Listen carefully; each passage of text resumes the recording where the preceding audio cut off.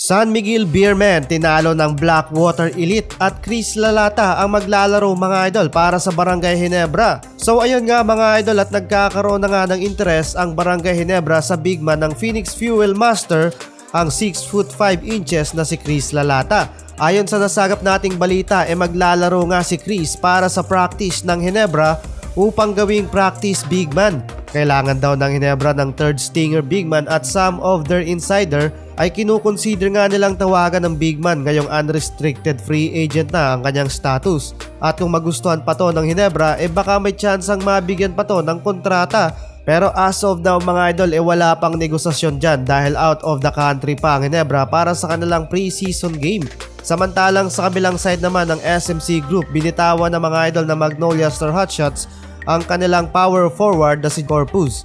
Kinumpirma ito mga idol ng kanilang mismong head coach na si Coach Chito Victolero. 35 years old na mga idol itong si Corpus, power forward mula sa Ilagan, Isabela. 2 beses din itong si Corpus nakapaglaro sa Magnolia during their 2-time stint sa finals, pero 2 beses din nabigo. Kasama dyan yung tinalo sila ng SMB last conference ng Commissioner's Cup.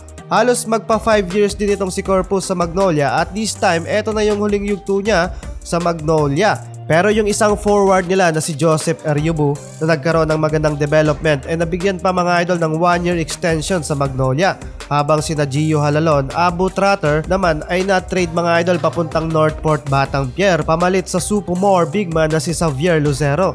Pinaghahandaan din kasi mga idol na Magnolia ang paparating na 49th season, kaya this PBA draft pinili nila mga idol ang guardia na si Jerome Lastimosa at bibigyan din nila ng rookie contract si Peter Alfaro. Pero eto pa mga idol, kung sakali na hindi mabibigyan ng extension si Vic Manuel sa San Miguel Beermen, balak tong kunin ng Magnolia. Malapit na din kasi mga idol mag-expired ang kontrata ni Musselman sa SMB. Pero wala pang official na balita kung may extension, new contract na ibibigay ang San Miguel Beermen. Pero kung sakali mga idol na matutuloy talaga ang pag-alis niya sa SMB, maaring sa Magnolia nga siya mapupunta, or sa ibang senaryo baka sa MPBL pa to mapupunta.